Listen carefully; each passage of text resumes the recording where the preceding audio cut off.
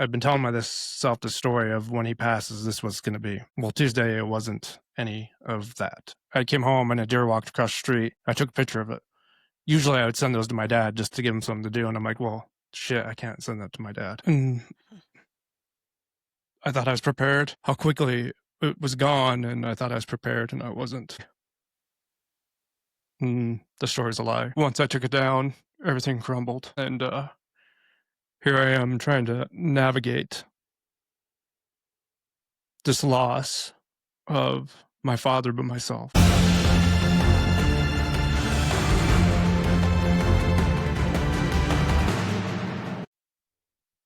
Welcome to Forged in Silence podcast, addressing issues men face but rarely talk about. Today, tonight, this evening, we have the ladies joining us again. Robbie, we missed last week because of your major event in your family with the loss of your father. So I'm sure we're going to get into that a little bit today, but I'd like to say hi to Julie and Amber. Thank you two for being here and joining us on the about monthly episode where we have you ladies join us just to share your perspective on things so we can add a female perspective to men's issues. Today, what we're going to talk about is how we move forward through major life events. And obviously it's a topic that's top of mind for you, Robbie, but we're talking about like recognizing the event, accepting that whatever that is happened for you, it's a death, but everyone's going to have their own either death or, like you were talking about earlier, breakup, or it could be a multitude of things, even a car accident or, any of those sort of things. And how do you move through it instead of hold on to it? So that's what we're going to get into this episode. Before we do any dive into the topic, I would like to say subscribe, follow, leave a comment in the episodes. That would be amazing. On Apple, leave a review. Really helps things out. I always forget to do this. And then I think of doing it at the end, and then I just don't. And then so I'm going to try and do it here. It'd be awesome. Thank you so much for your support so far. It's been amazing. The podcast keeps growing because of you. So share it with your friends, share it with your buddies. We really appreciate it. On to the meat and potatoes, how we introduce every episode. How are you, really? And Robbie, I'm going to let this one simmer and sit for you, and I'm going to ask Julie first, and then she can lob it to whoever she wants to lob it to. So you're on the spot, Julie. How are you, really? I'm balanced right now. You know that like thing where you can hold a bunch of like heavy weight in one hand and you can also hold joy in the other hand and you can move through life that way. That's where I'm at. I've got all kinds of heavy stuff on one side, but I've also got some really good stuff on the other side, and I'm going to call it balanced. I'm at least navigating life. So yeah, my daughter is going to be leaving to go on a trip. She's 18. This is her I can do whatever I want because I'm 18 trip. I had one of those too. I went to California. She's going to Florida, but that means I'm going to be on my own completely at home with a bunch of animals for over a week. So it'll be an interesting experience. So she's breaking me into that whole like empty nester thing. So yeah, I'm hanging out. I think I'm okay for the most part. Happy to be Major here. life Thanks event. for Right there. The empty nesters. Yeah. You're welcome. Thank you for being here and joining us. Always love your perspective. Always love to hear what you have to say. So really nice being here. It's your turn to lob that question to whoever you feel like you want to lob it to. Okay. Well, I think you said we were letting Robbie simmer, so I guess I'm going to. Oh, I can choose between Steve or Amber. Or Robbie. He simmered. Maybe he's simmering. Okay, I didn't know if he had simmered enough. I wasn't sure. Okay, I'm going to pass it to Amber. Parboil. Like, do we stick a fork in him? How done is he? How ready is he? No, it's so good to be here. Yeah, I'm doing well. My mental health the last couple of days has been a little and because I'm just letting the pressure of current work situations get to me. I'm also really excited about my new job venture, which will be starting Monday.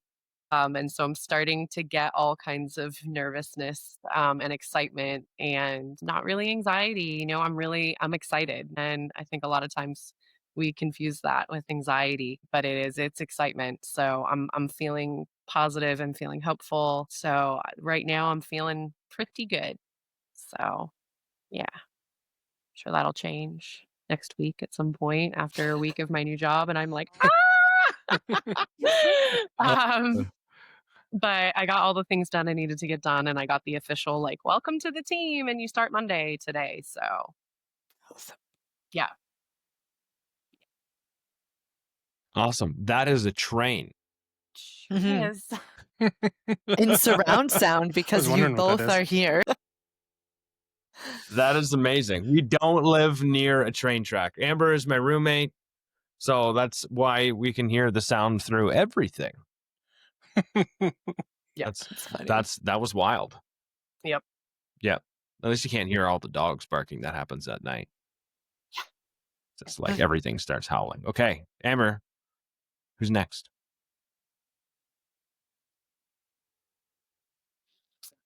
I'm gonna lob this over to Robbie. Oh, he's not going to sit in Simmertown anymore. Nope, I'm not. No. I'm parboiled, I think. Yeah. Yeah. Just got No more. softened. Just got softened up a bit. Yeah. How am I really? Well, unlike Julie, I'm not balanced at all. I've got multiple things weighing me down on one side. Then the joy part is hit or miss, comes and goes. Sadness, anger, all those pop up throughout the day.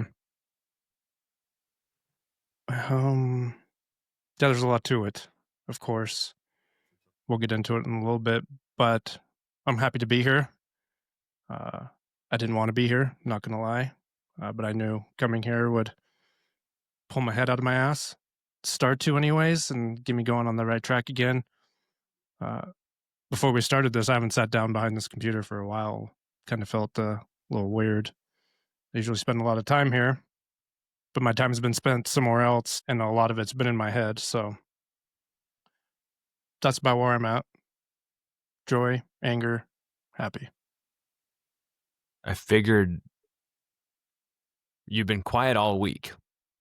You've been quiet all week. You've been quiet since basically Friday, since you left. But Yeah. You've been quiet all week. And then this morning you were like, I'm going to give myself one more day and then to sit in this. And then I'm going to have to do something. I was like, okay, we need to record a podcast. And I didn't figure you were going to be excited about this at all. At all. Like, F this. I don't want no part of this. I don't even want to sit down and talk to anyone. I still want to sit in my own puddle, in my own mess. And we're not going to let you sit in your own mess. I think that's one thing good friends do. We don't let you sit in your own mess, and you're a good friend to all of us. So we're going to sit in your mess with you. Thank you. Hmm. It's messy. Messy, like I didn't know how it was going to be messy. But it's your turn now, Steve. Then we'll get into the fun of my mess. Yeah, I mean, we can get the Kleenex. We can get the Javex out. Do we need bleach? Just curious. Wow, this is really Okay. serious. Biggest mess really is he's still being vague. Anyways, I'm doing pretty good. I would say overall, I probably need to eat. I have a little bit of a headache.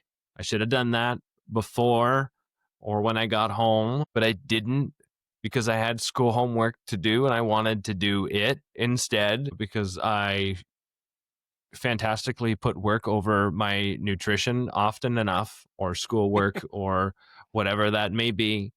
And so I will happily skip a meal to keep working and happily delay eating, and I'll grab myself something quick to drink. And because I don't want to eat crap, I would just eat nothing. And so that's kind of where I'm at today. I ate a bagel today, and that didn't sit well with me. And I was like, I can't believe I did that. But anyways, overall, I'm in a good mood. I'm in a good mood overall.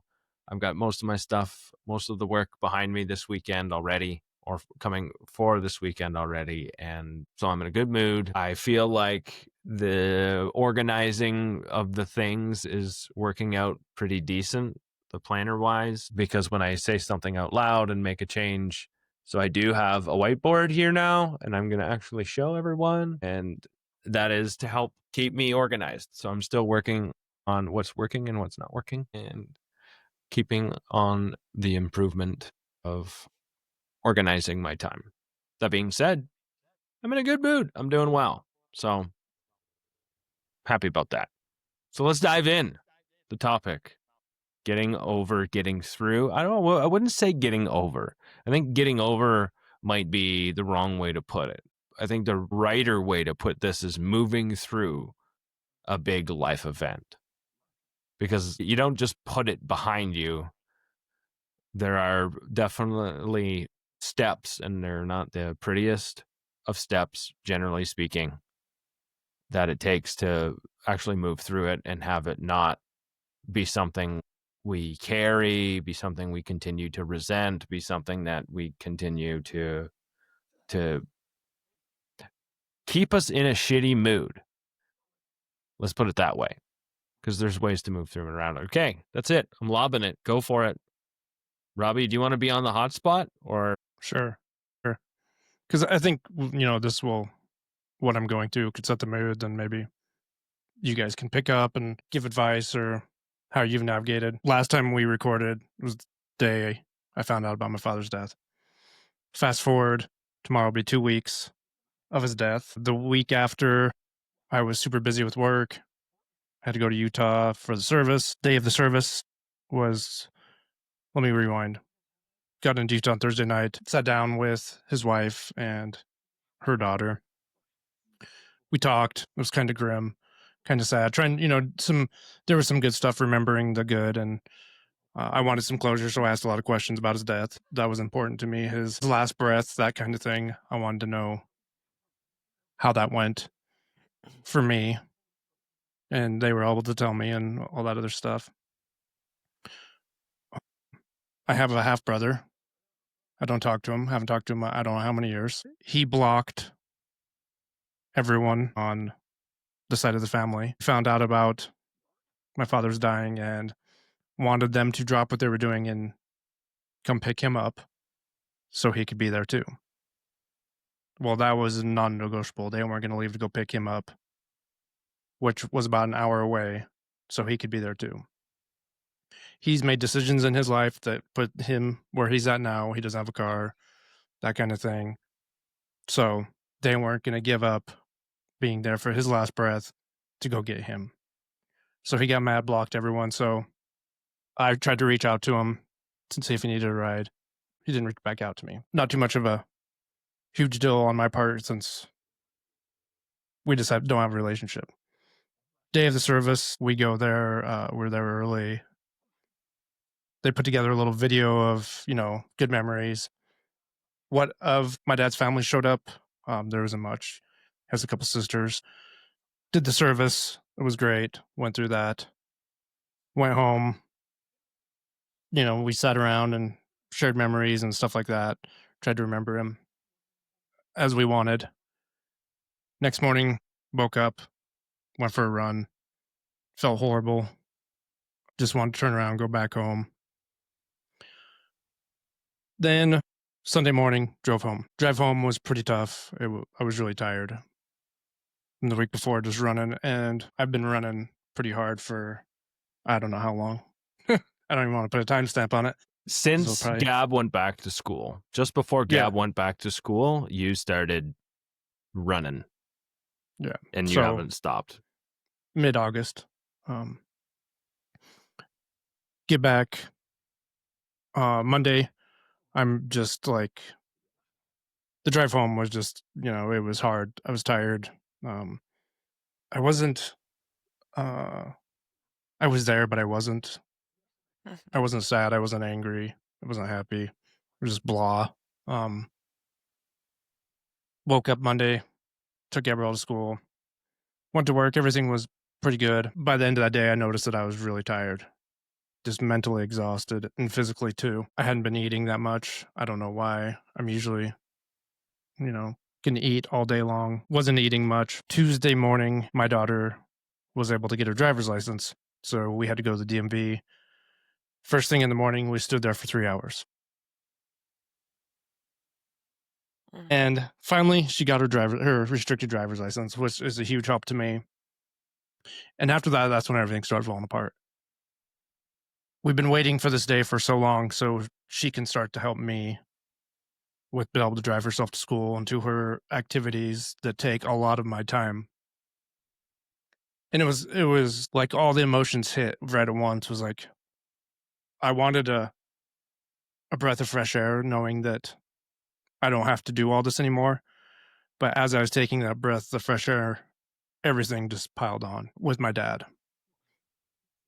And it just went to a dark place. Like I was saying, the joy, the anger, the happiness.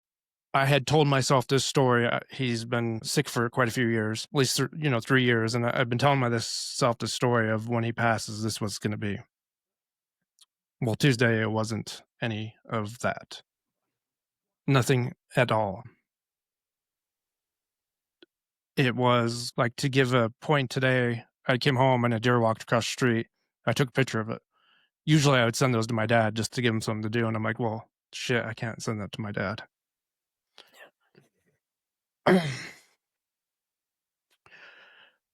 And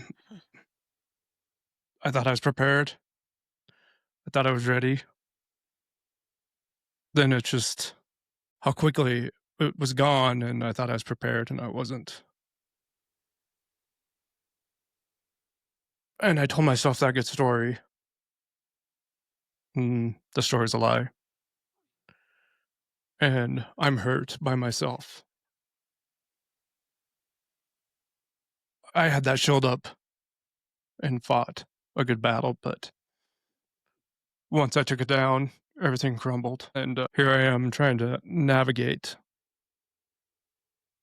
this loss of my father, but myself. And that's why I thought this topic was so important, because it's a life lesson. We think we're prepared, but we never are. And, some of the stuff that's been going on in the world that has been weighing heavy on me too, because people's lives are getting taken away, and some people think it's funny. And with how close these two things happened, my father's life and someone else's, it's not funny. When you're on the other side of that and you think that you're prepared,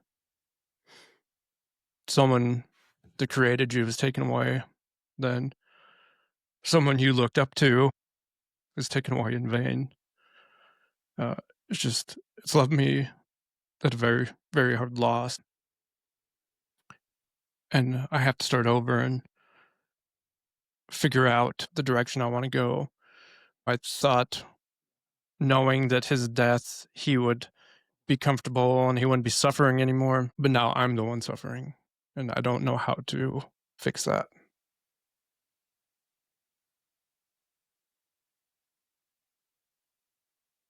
The first thing that comes to mind for me, Robbie, is you're not supposed to fix it. Steve said you were like, okay, I'm done after today. I'm gonna, pull myself up by my bootstraps and move on and get over it. And that's not how grief works. It's just not. We can do the things that have to be done. There's the day-to-day. There's the stuff where you're like, okay, I can't lay here in bed and do nothing anymore. I need to get up and I need to eat and I need to shower and I need to go to work. But you can't just be like, okay, I'm turning this shit off.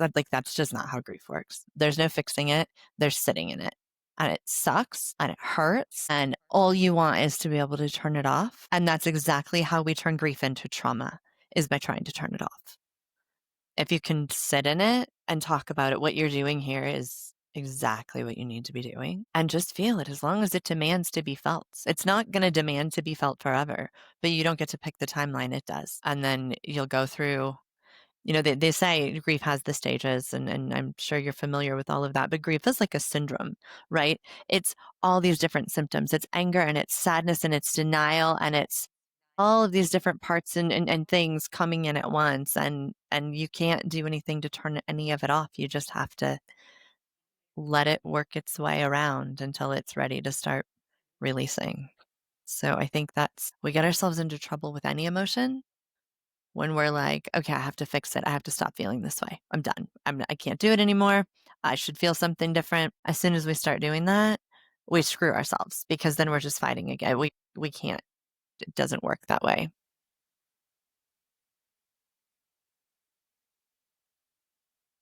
Robbie, knowing you well enough, I wonder if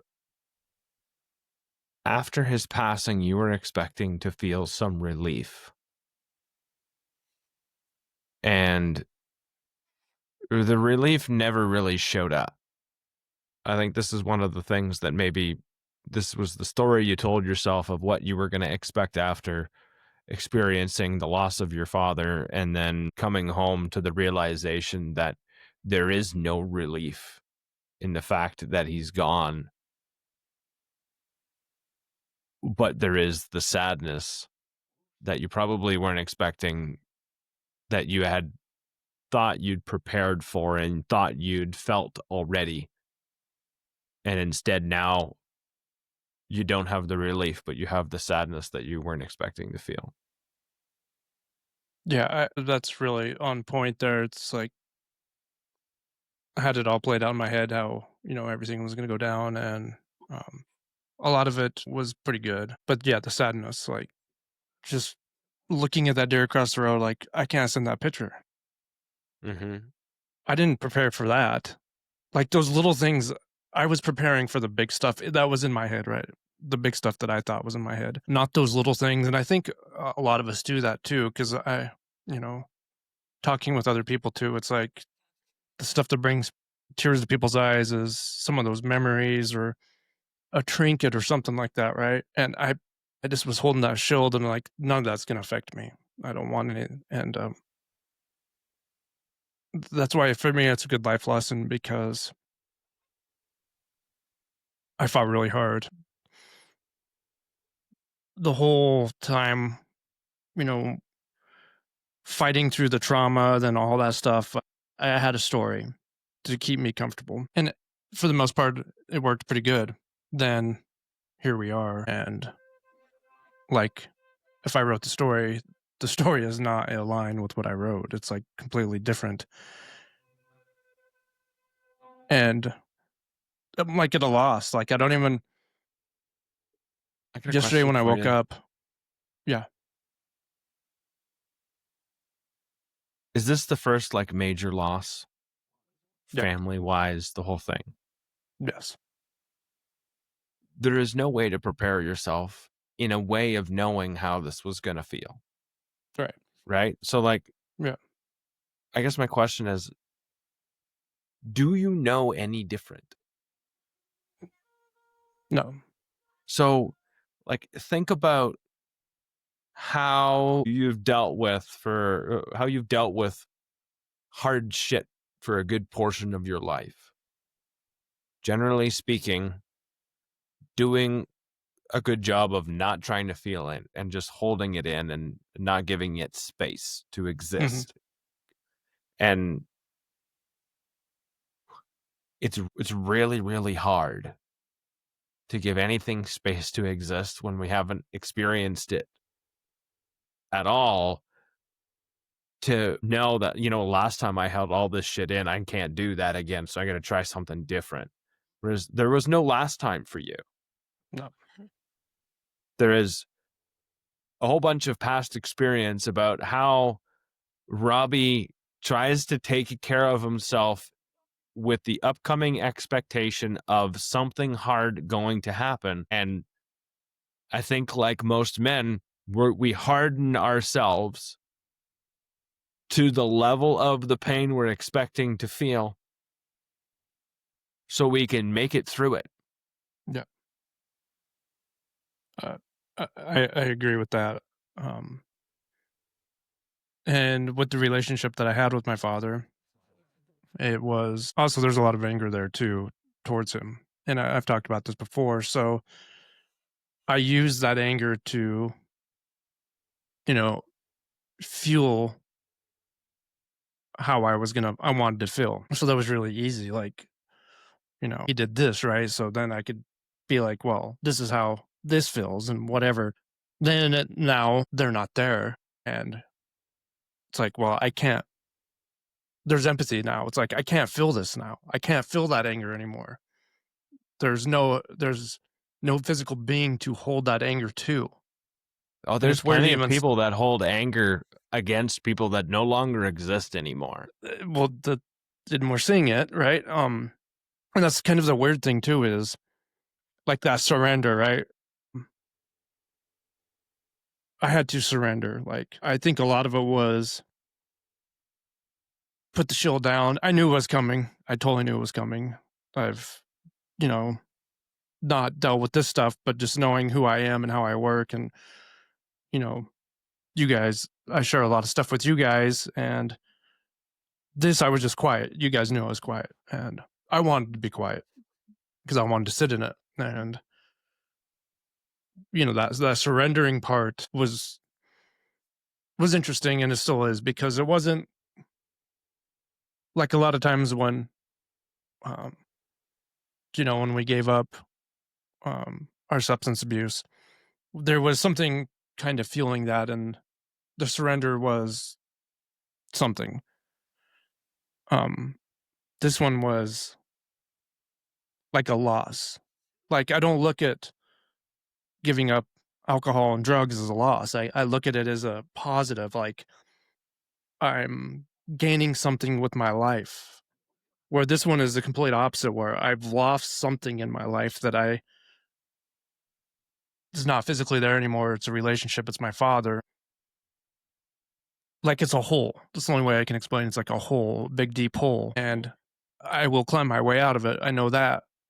But I remember with other things, I was climbing up that ladder and I was excited and everything was new. And here I'm in this hole and it's just like, fuck, I have all these emotions. I don't know what to do. And it's not like hopelessness or hard on myself or any of those things that we normally feel when we're going against ourselves. It's just like this hole. That's the only way I can explain it, is like something has been taken away and I just have this big hole. Like, when I said I was trying to fix it, I'm trying to fill that hole. I don't know what that is. And me saying that I want to fix it is me filling up that hole so I don't have to fill it anymore. And Julie, you hit it right. Like, I can't do that. And I know that, but that's just where I'm at. I don't know any other way right now. Amber?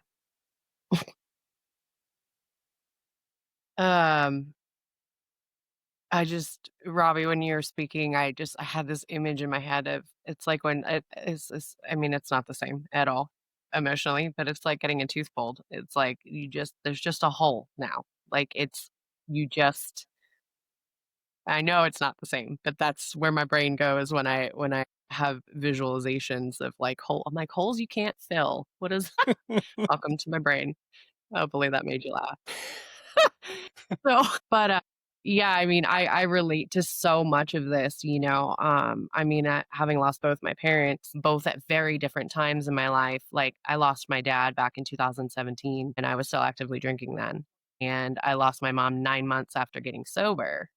Um, and I don't think I even fully grieved either of those until, I mean, that was, my mom passed away at the end of 2022. And it took a good year because I had so much anger and I had so much resentment and I blamed her for my dad dying. And, I just had all of this anger. And I was filled with so much anger that there was no room for grief. There was no room for that emotion, right? Like, I filled it with more anger and more resentment and more blame. Um, and you said it, it's a surrender. It's just a surrender to, there's nobody to hold that anger and that blame to anymore. And so you're just left with the grief, um, and feeling that, because I don't fully, I didn't fully feel the grief back in 2017. I cried, and I commiserated with people, around me, but it was different. Didn't actively grieve that loss. And so after my mom passed, I kind of grieved both of them because I was at such a different place in my life where I could, where I actually had the capacity to just allow myself to feel it, um, and not, there's nothing you can do to fill it, just doing what you're doing, right? And reaching out to the people. It's just like everything else in our lives where we kind of tell on ourselves, where you can say, like, I'm just at a loss right now and I don't know what to think or what to feel. And just voicing that, it gives a voice to the grief and it allows it to be seen and acknowledged. And yeah, like Julie said, the more you try to fight it, the worse it gets. Isn't that go Um, with like any especially anything, negative anything. emotions? The more we try and fight the anger, no, I shouldn't feel this way. The more we try and fight the grief and the sadness and the depression, it's like the longer it exists and the Mhm. harder it is to move through it. Yeah. Hmm. Absolutely. I mean, I've done that. I've done that. Go ahead, Julie. With any of these emotions, when we try to, when we tell ourselves, I have to stop feeling this, I can't stand to feel this way, I shouldn't feel this way, whatever it is where we're trying to turn it off, it perpetuates it and it demands to be felt. And so it lasts longer and it gets more extreme. The way to do this, and this is true with anger, this is true with sadness, whatever, is, okay, I'm feeling really angry. What am I going to do about it? I'm grieving right now. What am I going to do about it? Right? For me, that answer was talk to people about what I'm feeling. It was basic, basic self-care. Like the stupid shit you should Mhm. remember to do every day that you're just not doing because you just don't feel like it. That's one of the like things you have to do. What I've learned about grief, and I've lost some really special people in my life. I've experienced, enough grief that I have some experience to call on. The hole doesn't ever fill up. Like ever so slowly, somebody will come in, something will happen, there will be an experience or a person or some kind of joy, and it sort of like smooths it over like a layer of skin right over the wounds, and then another layer of skin as you start healing and you have more experiences and more time passes. There's always going to be a scar. It's never going to go away, and it could be 10 years from now, something will come up and it'll absolutely make you cry that you were never expecting, because it never fully goes away. It just, over the course of time, when you allow yourself to feel and you allow yourself to do the things that are good for you, it's like it slowly sort of scabs over and eventually it turns into a scar. Um, I think that's the best way I can describe what that feels like, because I lost somebody really special to me well over a decade ago. Like there are still times that it comes up and like I can feel my eyes welling up with tears for no reason that I can think of other than she comes to mind, right? And sometimes that's okay. She comes to mind and I'm fine and I'm at peace with that. And then there's other times that it'll come up and for no reason at all, I can feel everything wanting to bubble over. And that is what grief is. Mhm. So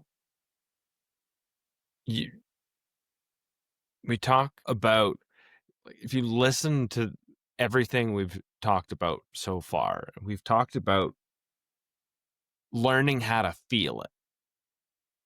And I mean, we talk about how we feel a fair often on this podcast. This How Are You Doing really is talking about how you're feeling, right? And not letting a feeling and a emotion or whatever that may be be the reason for acting in like an inappropriate way or saying something you didn't mean. All of that stuff is a reaction to an emotion that we are trying to learn and talk about and figure out.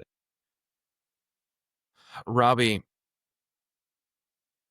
I think that's going to be an important part of you figuring out where the hurt lies. Like, what is it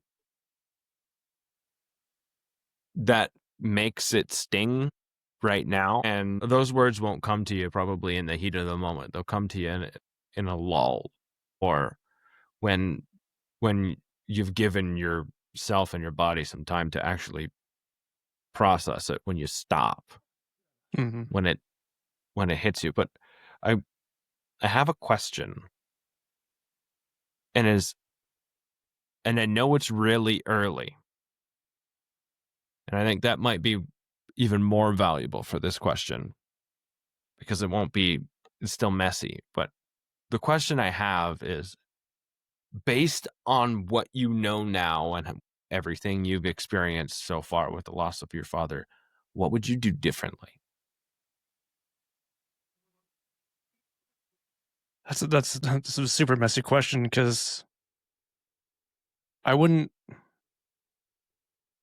So our relationship was really not there. So I wouldn't. This is gonna hurt for me saying this. I wouldn't change that part. Mm-hmm. If I could, it would be changed. But I'm past that part. The relationship wasn't there. How I would change it now is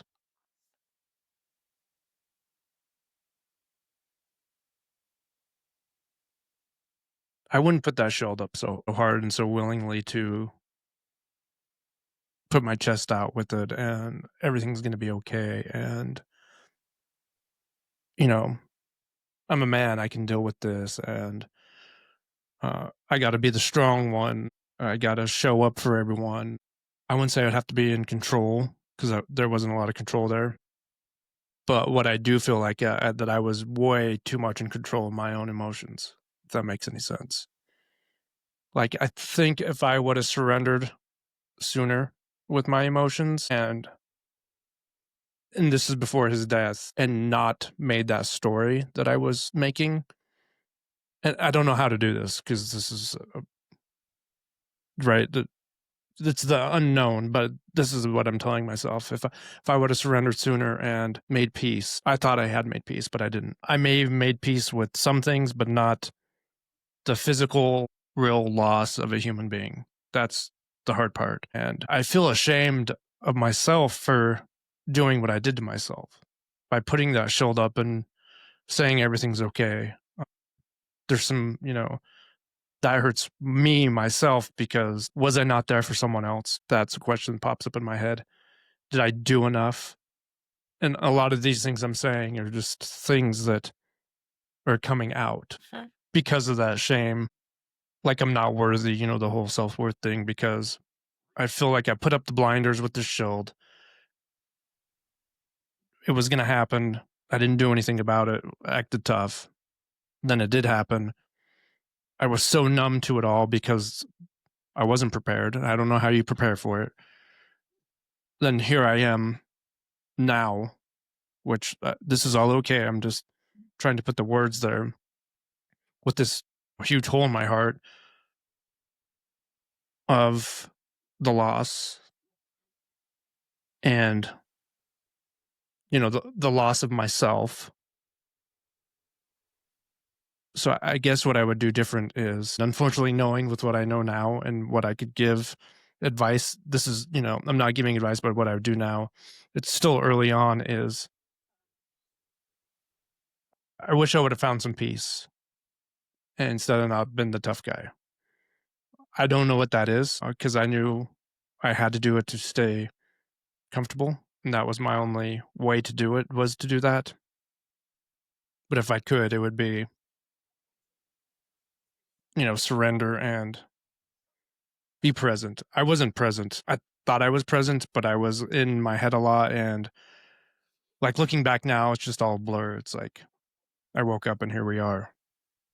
And that is also makes me feel a little shame too, because, and this is going back to self-reflection, what did I miss out on? I was physically present a lot of stuff, but I know I wasn't mentally present for a whole lot of stuff. I was gone. And now, not today, but now, realizing it, it's like, where have I been? Where was I at? And I think it's okay. But there's a lot of shame in that because I felt like I turned the phone off and was just gone. Did you do the best you could while you were there for what you knew at the time? Yeah. Yeah. I'll give myself that. Yes. Good, because if you didn't, I'd have come through the screen. None of us I just kind of navigate wanted to emotionally go ahead. messy, difficult situations smoothly and correctly and in the best way that we would have liked to, especially the first time it's something we're experiencing. It never is picture perfect. It never looks like the movies. And No. I think that has to be okay. It has to be okay that it's going to be messy and we're going to make mistakes and we're going to learn painful lessons. And that's how we do something different the next time something similar comes up. That's all we can hope for. That's the human experience. We don't have it all mastered. I got another question for you. I'm just like grilling Robbie right now. I love it. I love it. I'm grilling you because this is what I do when I'm at either funerals or something where I know I'm gonna experience sadness or something's gonna touch my heart and I'm gonna feel myself welling up and crying, and then I kind of like look around to see who's watching. And then a lot of the times what I do is as soon as I become self-conscious of it, I hold it back. I swallow it down. I don't let myself experience that feeling, the sadness, the whatever it is, because it's intense in that moment. And then you almost want it to come back, but then once it's fucked off, it's fucked off. Like it's gone. Yeah. You can't just turn it back on again. But normally, and this has happened to me more times than I can shake a stick at, but like, I want it back. I want to be able to have that moment back, the one that I robbed myself of because I was too afraid to show it in front of anyone else because of, there was these past things. One of the stories that comes up in my mind was being at a funeral, and I think I was somewhere in my 20s, and I started crying at the funeral, and then some lady, I don't know, it was an aunt or whatever it is, and I heard the, oh my God, it's so sweet, he's crying. I don't want to be fucking sweet in that moment. I don't give a crap about what you're saying, and I also don't need your damn opinion right now because that's the time when I'm going to absorb it. Right? That's the time where I'm the weakest. My shield is down, and that's the time when, like, this is for the women out there. That's the time I need you to just accept me where I'm at, and those little quips need to, like, they need to be gone. I need to be met there. That is the moment. I'm getting passionate now. That is the moment where my heart is being shown, and I know women want to see that part. That's what we're asking for, and like, it's there as learning how to accept that without like the quips and that's a shutdown moment. That was an instant shutdown moment for me, and that's a moment that comes up where I turned it off, and then I held that because I didn't want to have to hear that again, like I was going to hear it again in a different setting, with different people, with whatever. That's a hard. That's That Friday at the service, that not exactly, but that happened more than once. I saw some family members I haven't seen in 20 plus years, and my dad's sisters are all older than him. He was the youngest, and one of my aunts that I remember very well came in and you know was talking, and can't believe how long it's seen each other, and that was a good conversation. Then she goes, "I'm so sorry that we had to meet like this," and I was like, "Really? Why did you have to throw that little nugget in there? You didn't have to say that." I know she was emotional. She was already crying. Then she just kept saying, "I'm so sorry. I'm so sorry." And we know those words don't help. Uh, so then she kept saying stuff. Then she goes, "Oh, I love you so much. I miss you so much." Then she made it about me. And that's when I almost lost my shit. I almost had to walk away from that because it wasn't about me. It was about her brother.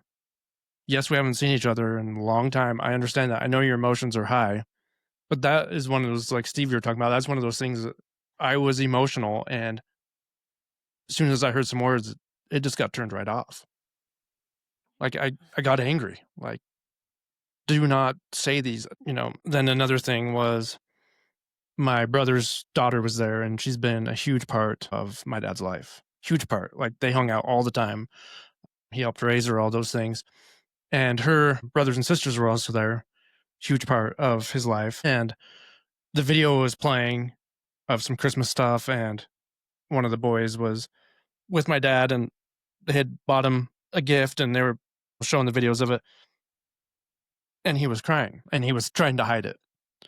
And his mom looked over and said, "It's okay to cry." And that made me cry.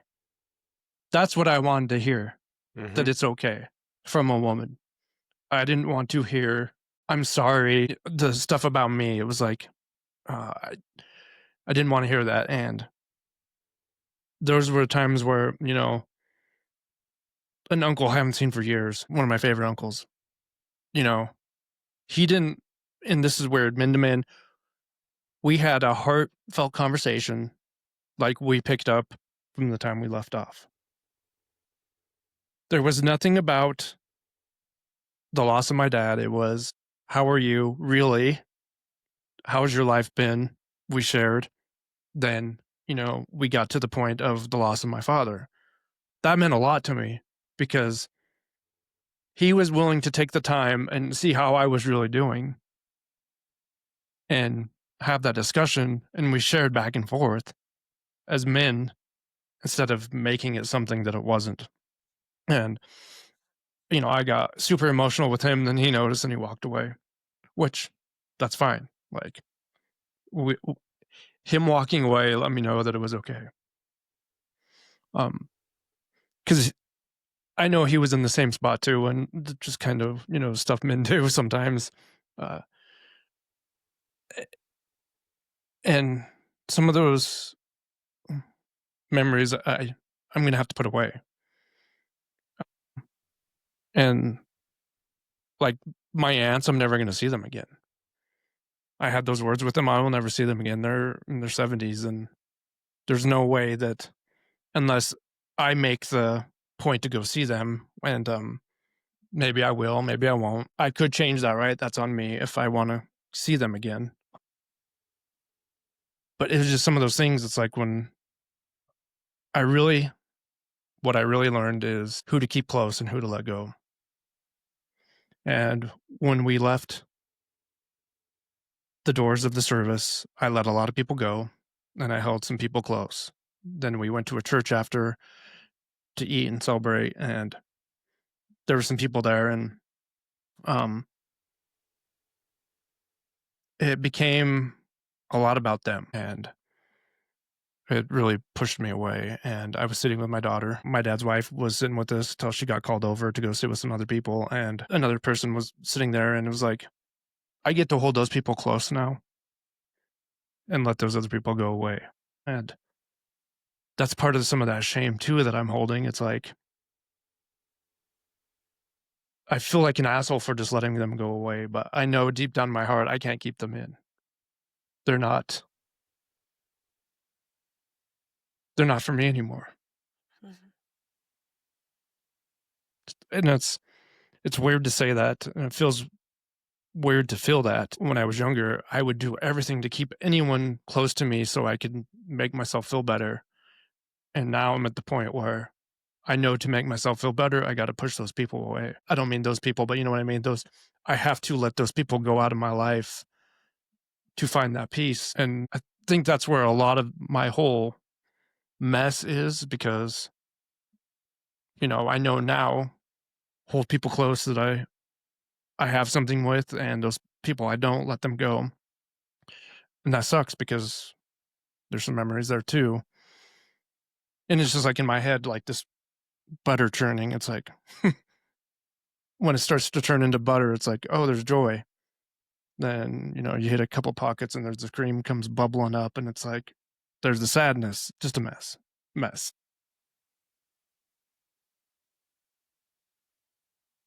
Well, Robbie, we're getting near the hour mark, and what I want to do is I want to thank Julie and Amber for showing up. And I know neither of you two ladies got to share or talk a whole hell of a lot, but I know that you two helped create a safe space for Robbie. And I know that I appreciate that from you two, and I appreciate you two showing up and being here and being a part of support for him, because I know how much I appreciate you two and where I can be comfortable. And I think I'm going to speak for you a little bit, Robbie, but I feel like they're comfort for you too. 100%. So what it comes down to is when we have some emotionally healthy women in our lives, they allow us to show up in some of our most vulnerable ways and speak our minds and speak our hearts and still be loved and appreciated and not treated as weakness. And they gave you a ton of space to just be. To me, they're both an excellent example of trying to do that and putting effort into that and knowing that it means a lot to us, because I know it means a lot to me when they show up for me, because is that healthy female example that gives me hope. And I think they feel the same way when they see us guys try and figure this stuff out, and us guys try and like show up in all of the ways, but also in our manly throw the shield up kind of way too, because there's a time and place for it. So I just want to say thank you to those two. Thanks for letting us be here. I'm actually getting all emotional right now. Like, how did we get this freaking lucky to have friends like this? Like, I'm the one crying on the other end of Zoom, and Robbie's sat there. And somehow, from all across the continent, I don't know. I'm really, really grateful for you guys. Yeah, I'm don't apologize. so. I'm just like, it's a good emotion. I'm sad we're here for the reason we're here. Right. I'm also so fucking grateful that we all get to show up for each other. It's been one fuck of a year for me, and you guys have been there for every minute of it. And not everybody is as lucky as we are. I haven't had friends like this my entire life. I'm 43, and I just now have people I can show up with and talk to. That's incredible. Yeah. Okay. Yeah. And the whole time you were thanking us, Steve, all I could think of was like, I just want to thank Robbie. Like, thank you, right, for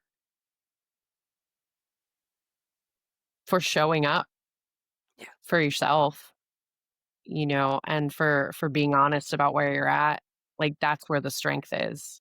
It's not in the I'm fine, I'm okay, I'm good. It's in the I'm a fucking mess right now, and I kind of just need to sit and like say it out loud and work my way through it. And so thank you for showing up for yourself and trusting us to be part of that process, for sure. Like Julie said, like, I don't know how we all got so lucky, but we did. Yeah. It's pretty great. I have to thank you guys too, because this isn't easy to talk about, and like Steve said, that just being here listening means the world. Same with me, Julie. I haven't had friends like this ever. 47, and that's part of the thing where when you hold people close and you can talk about the hard shit and be there too when people are suffering, give people space. Something happens in the universe. I don't know what it is, but like you said, Julie, it's gratefulness. And there's a lot of joy in this for me too. Be able to talk and share this with my friends gives me joy. That's something I don't think I could ever say in my life when talking about something like this. Is the joy that's there. Even though the circumstance isn't joyfulness right now, I will remember this for the rest of my life.